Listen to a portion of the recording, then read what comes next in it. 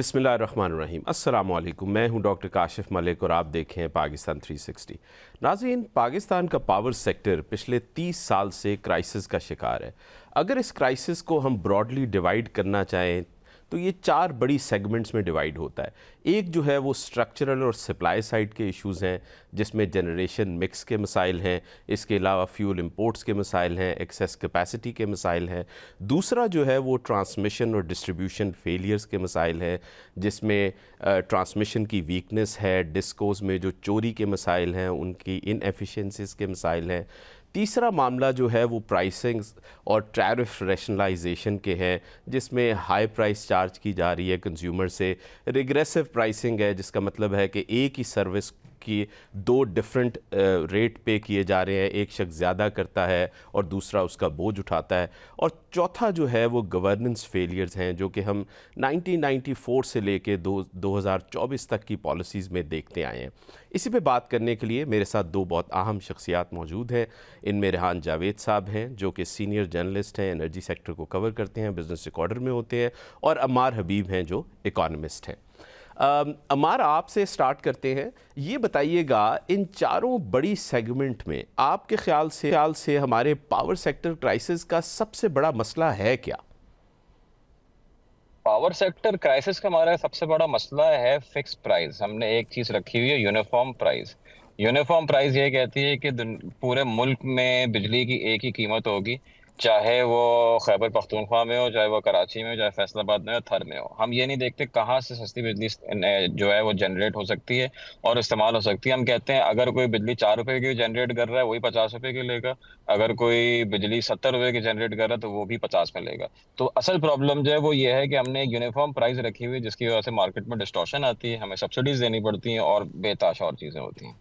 अच्छा अमार, ये तो ठीक है, यूनिफॉर्म प्राइसिंग तो है, लेकिन यूनिफॉर्म प्राइसिंग का एक बड़ा रीज़न ये भी तो है कि it is a public sector monopoly, और अल्टीमेटली स्टेट जब बैठ के डिसीजन करती है और उसमें फिर एक पॉलिटिकल एंगल आता है। अभी आपने रिसेंटली देखा, एक नेट मीटरिंग की अनाउंसमेंट हुई और फिर वज़ीर आज़म ने उस पॉलिसी का खुद ही नोटिस ले लिया जो कि रेगुलेटर ने अनाउंस की थी। तो क्या हमें मतलब डी रेगुलेशन, प्राइवेटाइजेशन की तरफ जाना है? गवर्नमेंट जो है उसके तो हाथ बंधे हुए नज़र आते हैं। नहीं, गवर्नमेंट के हाथ बंधे हुए नहीं है। गवर्नमेंट को जो है हिम्मत नहीं करती किसी किस्म का डिसीजन ले। पॉलिटिकल एंगल तो बिल्कुल है, मगर क्या वो इकोनॉमिकली चीज सही है या नहीं है? आज आप ये डिसीजन ले लेंगे, जैसे नेट मीटरिंग में हो कि 4.5 लाख टोटल जो है कंज्यूमर हैं जो कि नेट मीटरिंग के हैं, मगर वो 4.5 लाख अमीर कंज्यूमर है, 4.5 लाख वो कंज्यूमर हैं जिनकी अपनी छतें हैं, जिनके बंगलौज हैं, जिनके घर हैं। ये वो कंज्यूमर है जिनके 3 फेज के मीटर हैं। ठीक है, टोटल जो इस मुल्क में तकरीबन कोई 40 मिलियन या 37 मिलियन कस्टमर हैं बिजली के। तो सिर्फ जो है ये 1% या 1% से भी ये कम कस्टमर जो हैं, बाकी इतना शोर मचाते हैं कि बाकी इनकी दूसरों को नुकसान होता है। तो ये है कि क्या हम डिसीजन सिर्फ उन घरान 4 लाख या 5 लाख घरानों के लिए लेना है, या हमें डिसीजन लेना है कोई 40 मिलियन घरानों के लिए? ये सारी बात है। जी जी, मैं रेहान साहब के पास आऊँगा।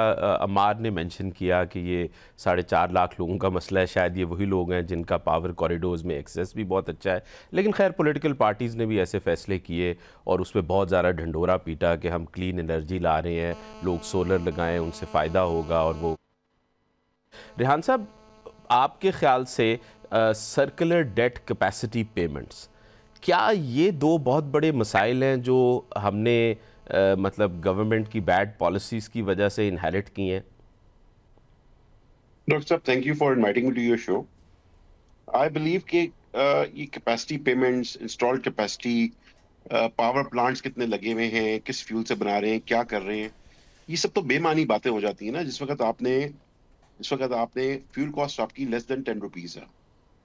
अब कैपेसिटी पेमेंट आपकी 50% ऑफ योर टैरिफ है, 33.60 आपका टैरिफ है, और उसमें 17 रुपए 20 पैसे आपकी कैपेसिटी पेमेंट है पर यूनिट, जो आप प्रोटेक्टेड कंज्यूमर को और 200 से 300 वाले स्लैब को आप चार्ज नहीं करते।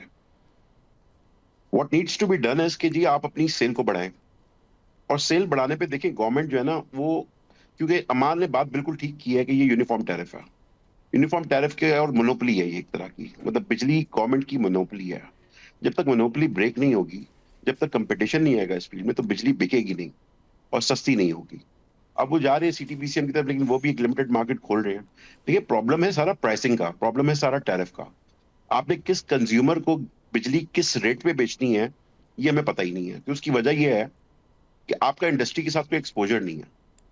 आप इस्लामाबाद में दफ्तर में बैठ के अगर ये सोचेंगे कि जी मैं इंडस्ट्री को जाके बिजली बेच लूं, तो इंडस्ट्री तो आपसे बिजली नहीं लेगी ना। आपको तो पता ही नहीं उसकी कॉस्ट ऑफ प्रोडक्शन क्या है, किस सेक्टर की कॉस्ट ऑफ प्रोडक्शन क्या है, किसको बिजली महंगी चाहिए, किसको बिजली सस्ती दे सकते हैं, कौन कंजम्पशन ज्यादा करता है।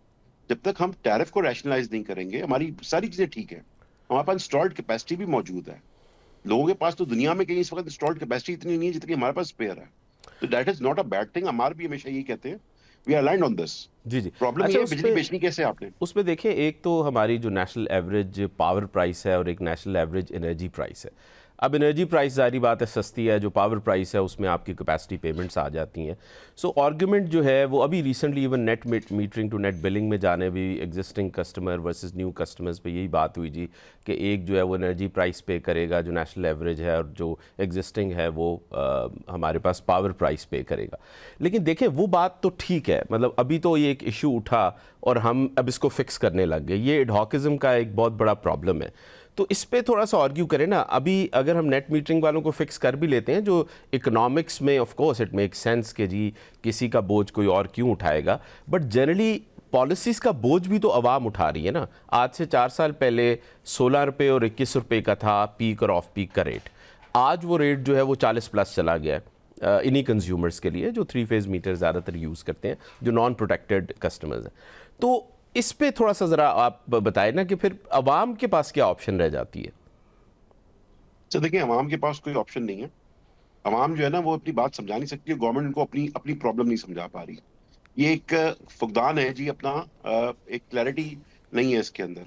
मुझे आप एक बात बताएं, अगर आज हमारी सेल 1,02,000 गीगावाट आवर है और कैपेसिटी पेमेंट हमने 1800 अरब रुपए देनी है, तो पर यूनिट हमें तकरीबन 17 रुपए पड़ गई ना जी कैपेसिटी कैपेसिटी पेमेंट। में बिल्कुल लेकिन सही। अगर हमारी सेल 1.5 लाख गीगावाट आवर हो जाएगी तो क्या होगा। हम्म। मेरी बात समझ रहे हैं, जी आपकी जी। कैपेसिटी पेमेंट 12 रुपए पे आ जाएगी, 6 रुपए टैरिफ ओवरऑल कम हो जाएगा। तो गवर्नमेंट का काम है ना जी बिजली को बेचे। वो इंतजार कर रहे हैं कि जी सोलर लगा ले लोग, लोग और सोलर लगा लेंगे, लोग और ऑल्टरनेटिव पे चले जाएंगे। बिजली उन्होंने बेचनी नहीं है। जब बिजली बेचने की है तो बिजली बेचने के लिए आपको टैरिफ को ठीक करना पड़ेगा। जब टैरिफ ठीक होगा, अभी इन्होंने इंक्रीमेंटल पैकेज दिया है, उसमें उन्होंने क्या किया कि जी 1 साल का बेंचमार्क रख दिया कि जी जो इस साल के अंदर बिजली कंज्यूम की है उससे ऊपर जो कंज्यूम करेगा अगले सालों में, उसको हम इंक्रीमेंटल रेट पे बिजली देंगे। वो जिस 1 साल में जिन लोगों ने फैक्ट्री सही चलाई थी, इंडस्ट्री के लिए दिया था, तो वो जो बेचारे हैं वो उनके कंपटीशन में आपने उन लोगों को ले आए जिन्होंने जो है अपना फैक्ट्री चलाई नहीं थी अपनी सही तरीके से, उनको सही बिजली सस्ती मिल रही है। सही तो रैशनलाइजेशन नहीं है ना। आप मेरी बात को समझे, पाकिस्तान में 22,000 मेगावाट इंडस्ट्री का सैंक्शन लोड है। ये नेपरा की बुक से उठा के देख लें आप, लेटेस्ट अभी ठीक है। 22,000 मेगावाट इंडस्ट्री का सेक्शन लोड है, लेकिन उसकी जो आउटपुट है, जिसका लोड फैक्टर है, वो सिर्फ 13% है। अगर हम इसको 26% पे ले जाए तो हमारे सारे मसले हल होते हैं। तो आपके पास देखिए, हम रोज एक नया नया शुबदा ले आते हैं कि जी कभी हम क्रिप्टो ले आएंगे, कभी हम ये ले आएंगे, कभी हम एग्रीकल्चर पे चले जाएंगे। ऐसा नहीं है सर। जी जी। आपके पास जो इंडस्ट्री लगी है उसको चला दें। जी जी। अच्छा आपकी रेहान साहब, आपने इंडस्ट्री की consumption इंडस्ट्री की बात की, अमार आपके पास आऊँगा। अभी गवर्नमेंट ने जो इंडस्ट्रियलिस्ट ने, बहुत सी इंडस्ट्रीज़ के लोग थे जिन्होंने काफ़ी शोर किया कि जी क्रॉस सब्सिडी दे रही है इंडस्ट्री, जो है वो प्रोटेक्टेड कस्टमर को जा रही है सब्सिडी। अब वो क्रॉस सब्सिडी स्टेट ने ख़त्म करने की बात की है, और अब अगेन फिक्स चार्जेस की सूरत में जो 100 यूनिट कंज्यूम कर रहे हैं 200 और 300 यूनिट कंज्यूम कर रहे हैं। क्या ये वो फिक्स है, मतलब विज़ जो यूनिफॉर्म प्राइस की आप बात कर रहे हैं? सो अब हो रहा ये है कि इन पे बोझ डाल दो और उनको निकाल दो। नहीं जी, ये बिल्कुल भी फिक्स नहीं है। रेहान भाई हमेशा खुद ही बात करते हैं कि अगर आप ये कर देंगे तो इवेंचुअली आपको तनख्वाहें बढ़ानी पड़ जाएंगी, इवेंचुअली वेजेस बढ़ेंगी, इवेंचुअली इन्फ्लेशनरी प्रेशर आएगा। बात सारी ये है कि इनएफिशिएंसी को आपने फिक्स करना है किसी तरह। एक छोटी सी मैं आपको मिसाल देता हूँ। कराची में साउथ में तकरीबन 4,000 मेगावाट कैपेसिटी है कोयले की, जिसमें से मुश्किल से 10 से 15% इस्तेमाल होती है। 3,500 मेगावाट से पड़ा हुआ है, हम उसके पैसे दे रहे हैं, उसको इस्तेमाल नहीं करते। क्यों नहीं इस्तेमाल करते?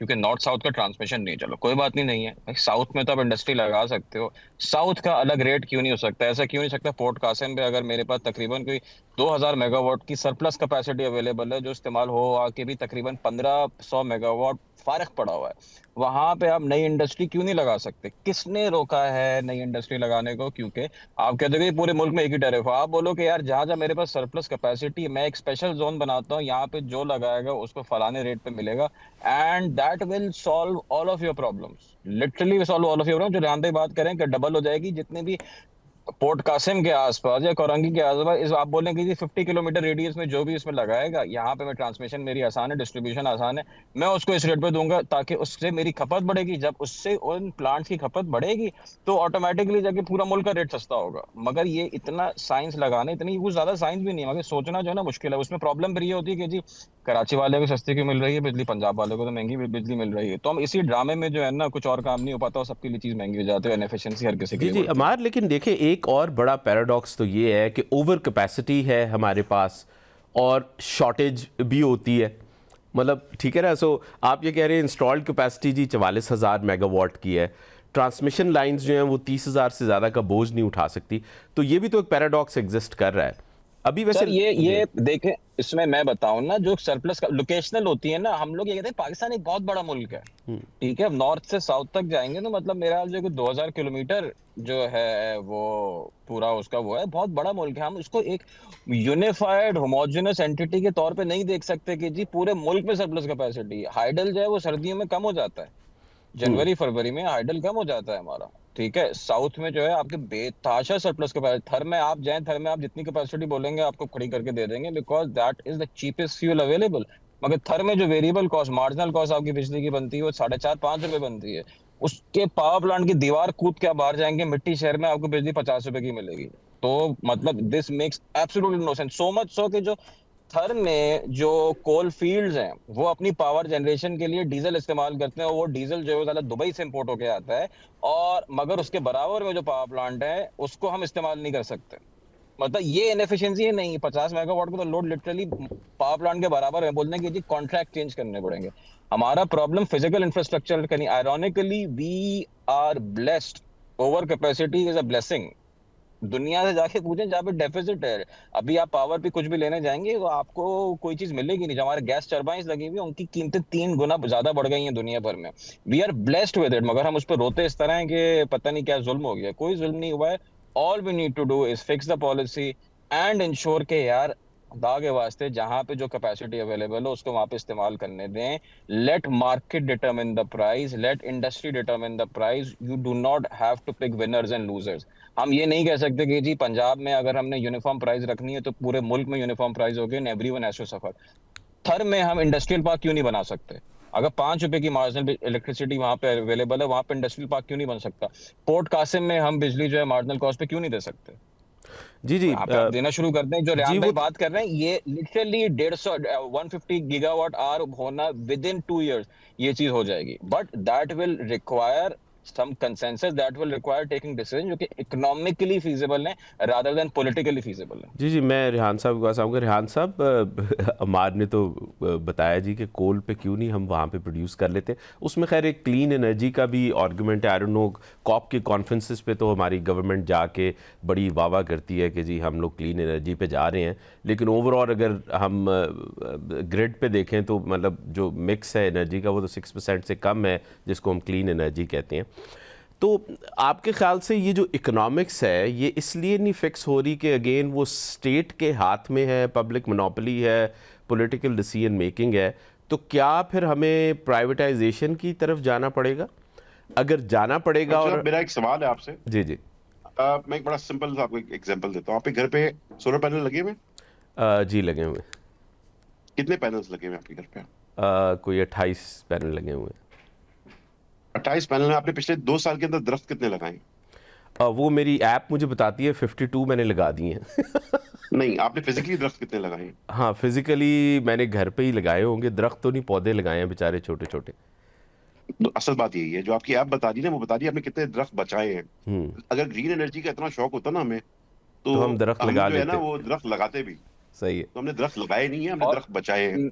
और वो दरख्त बचे नहीं है कि उसकी वजह ये है क्योंकि हमने दरख्त लगाए नहीं है। तो सही है। हमारे कराची के अंदर अगर आप आगे देखेंगे ना तो कराची में दरख्त कम है, सोलर पैनल ज्यादा है। तो ये ग्रीन एनर्जी वाला कॉन्सेप्ट तो सर ये छोड़ दें।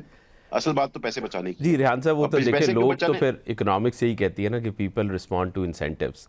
वो जो मार भी बात कर बात रहे मैं हैं। जी उसी जी। तरफ ही आ रहा हूँ, मेरी जरा बात समझिएगा। जी।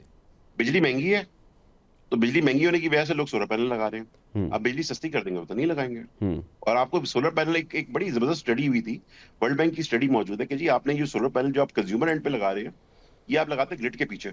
हम्म। अगर आप ये ग्रिड के पीछे लगाते तो ये बहुत ज्यादा इफेक्टिव रहते हैं और आपके कंट्रोल में भी रहते हैं। अब ये वोल्टेज डिस्टॉर्शन और ये सारे मसले आ रहे हैं, ये इन्हीं वजह से आ रहे हैं।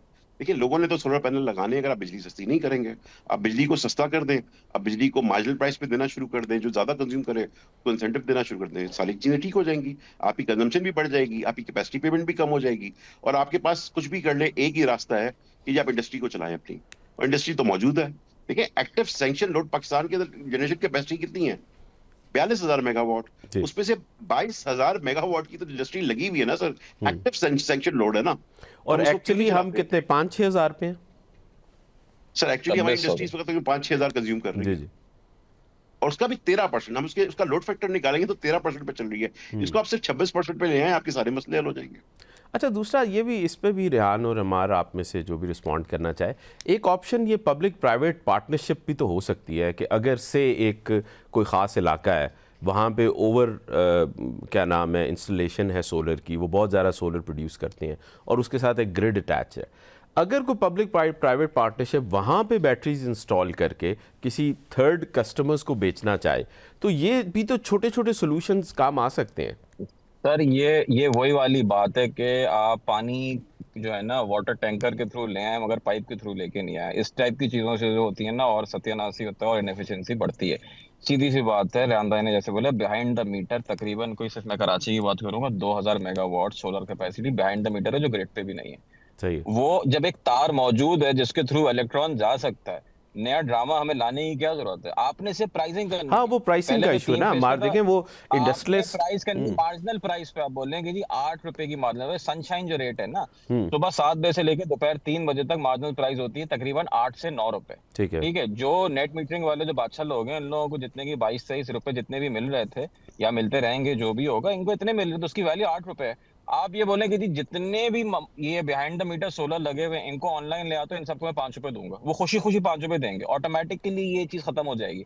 अब मार्केट से करें ना, वही लोग जो मार्केट की बात करते हैं, सबसे पहले वही आ जाते हैं कि जी हम जो हैं वो हमारे ऊपर तो जुल्म हो रहा है।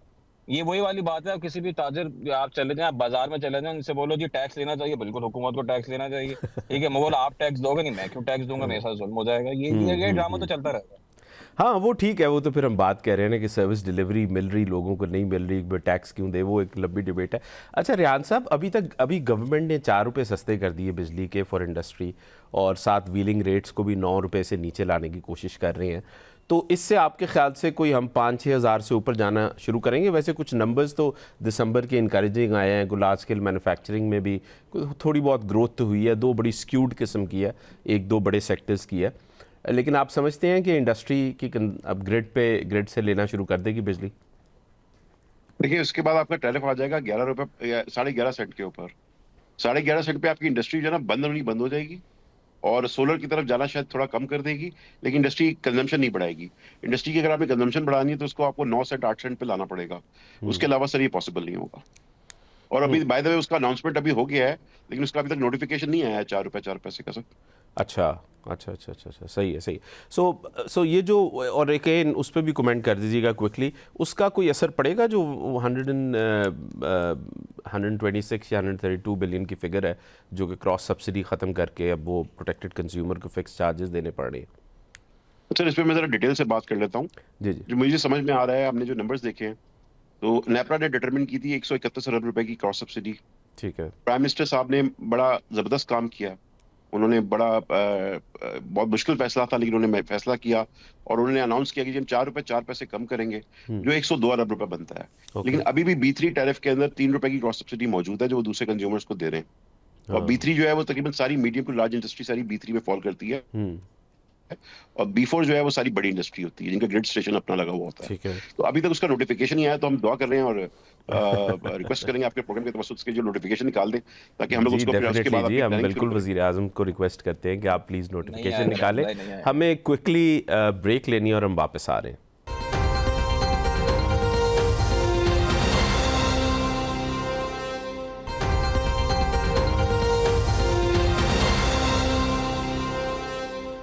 वेलकम बैक नाजरीन। हम बात कर रहे हैं पावर सेक्टर क्राइसिस पे। थोड़ा सा रिहान साहब हमें ब्रीफ कीजिएगा इस पे भी। डिस्कोस के लॉसेस तो कम हो रहे नहीं हैं, कुछ डिस्कोस 40% तक हैं। मतलब अगर आपने इनएफिशिएंसीज़ को नहीं एड्रेस करना, अपनी जो लाइन लॉसेस हैं, थेफ्ट हैं, उनको नहीं एड्रेस करना, तो उसका भी तो अल्टीमेट बोझ जो है वो कंज्यूमर और इंडस्ट्री उठाती है ना। सर देखिए, पिछले 2 साल के अंदर इन्होंने लाइन लॉसेस डिस्कोस के कम किए हैं। मतलब रिलेटिवली काफी हद तक कंट्रोल किए हैं।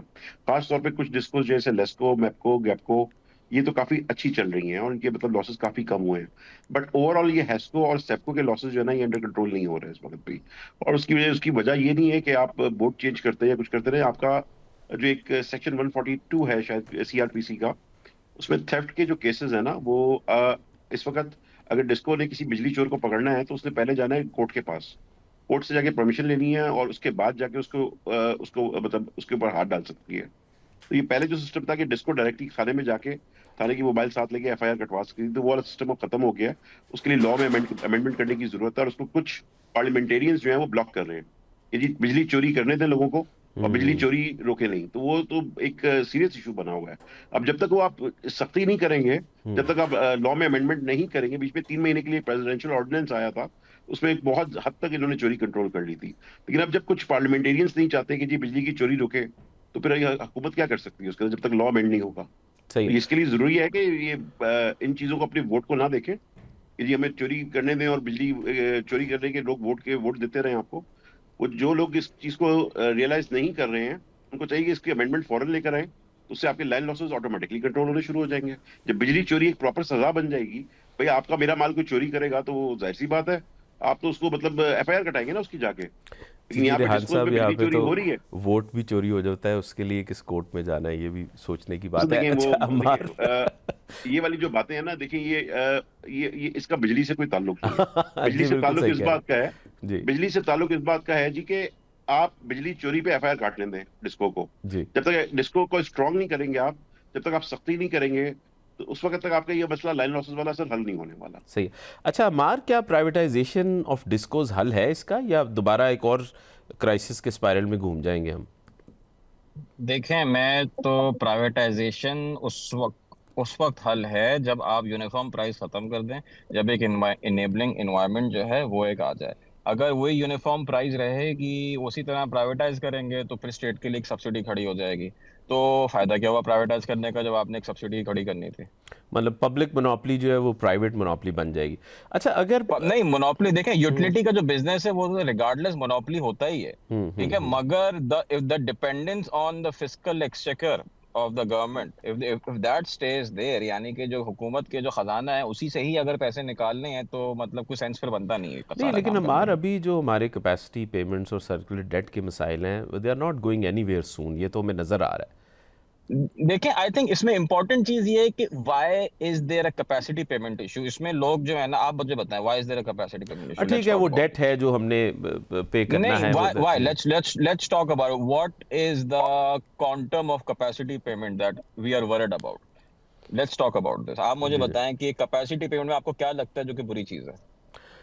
अब देखिए, बुरी चीज़ तो खैर एक वक्त था जब पाकिस्तान में इंस्टॉल्ड कैपेसिटी नहीं थी, हमें कॉन्ट्रैक्ट्स करने थे, हमने कुछ कॉन्ट्रैक्ट्स कर लिए, और उसके बाद जब कॉन्ट्रैक्ट्स हो गए बिजली, और कॉन्ट्रैक्ट्स की नेचर इस किस्म की थी कि जी ठीक है, जो भी इंस्टॉल्ड चले कैपेसिटी है। एक और जी लेट मी जी। रिफ्रेज मैं आपसे ये पूछता हूँ, आप मुझे बताएं कि सबसे ज्यादा पैसे किसको जा रहे हैं इसकी कैपेसिटी पेमेंट। ज़्यादा तो डेट रीपेमेंट जा रही है, ठीक है। और और कुछ आईपीपीस को जा रहे हैं।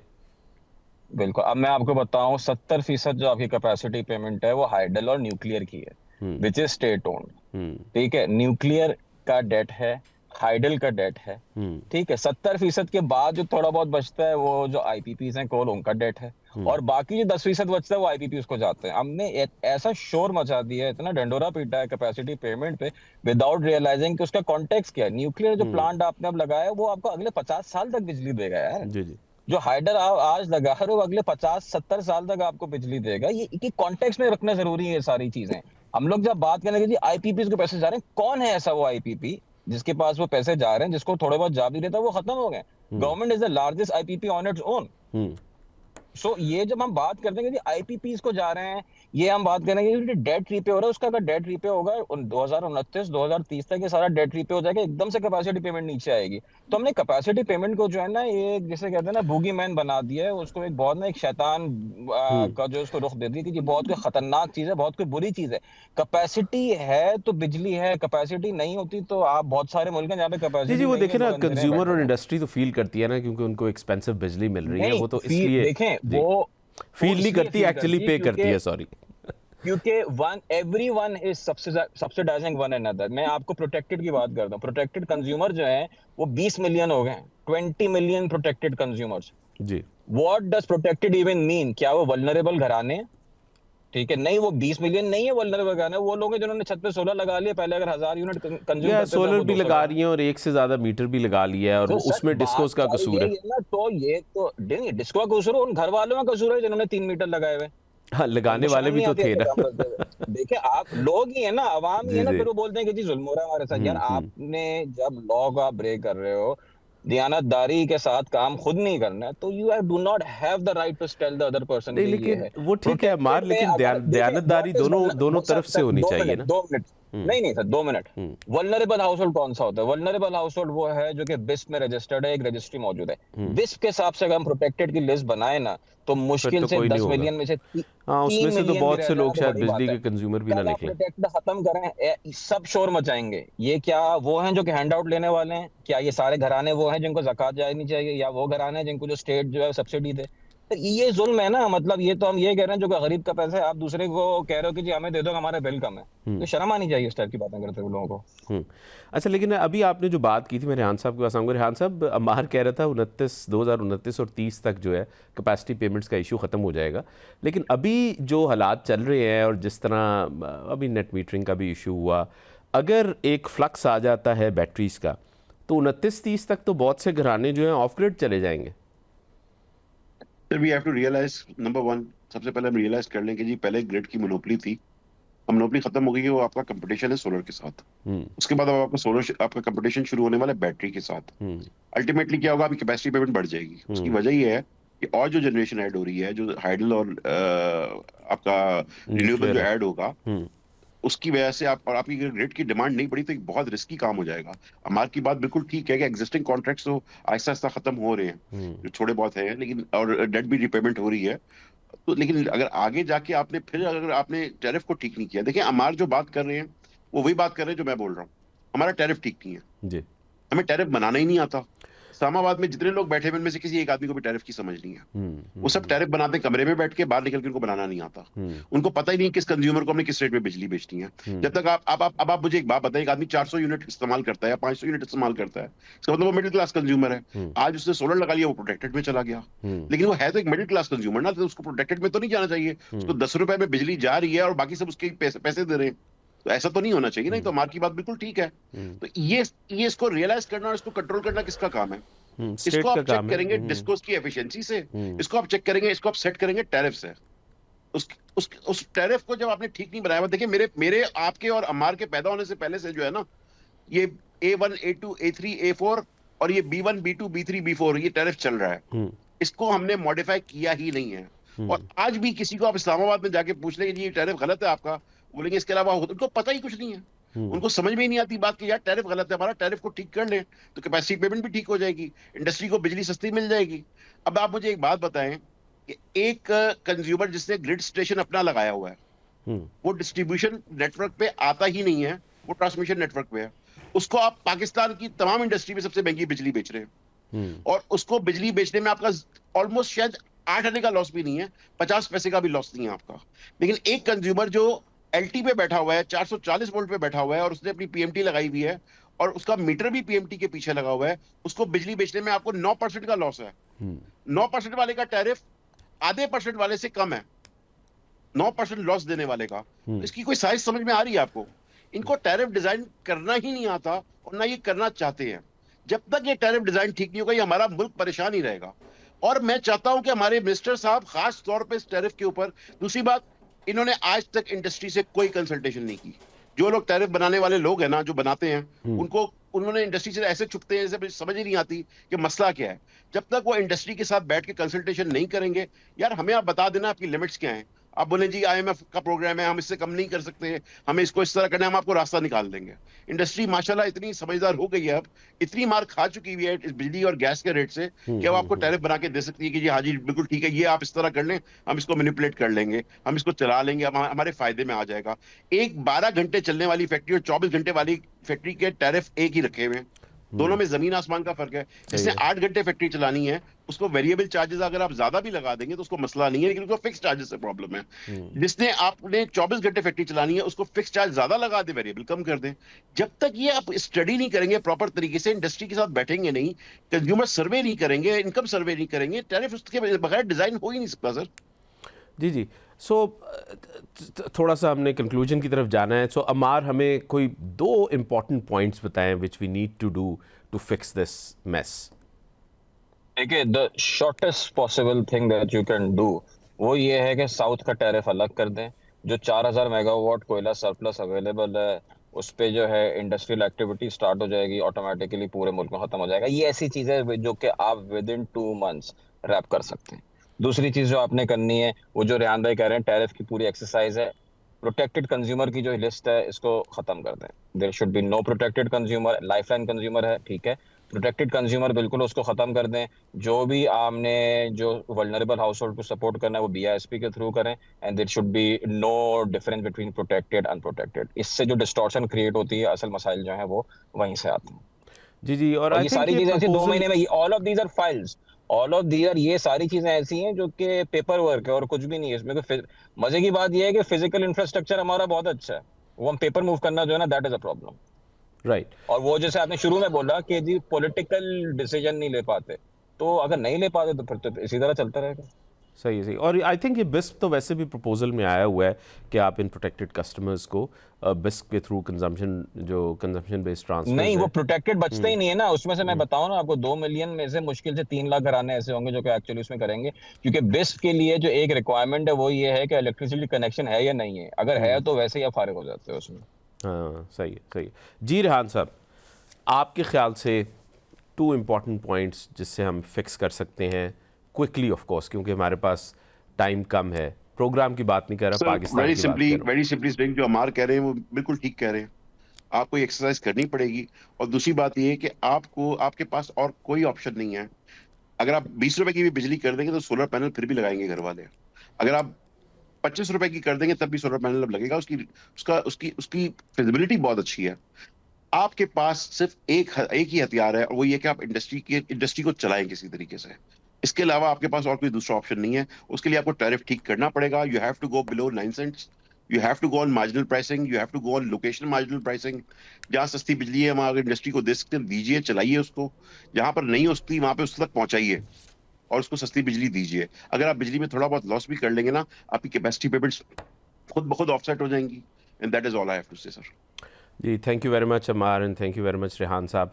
नाज़रीन, पाकिस्तान को कुछ डिसीजंस करने हैं पावर सेक्टर के लिए, जिसमें एक अहम फ़ैसला जो कि करना है वो है यूनिफॉर्म प्राइसिंग को ख़त्म करना।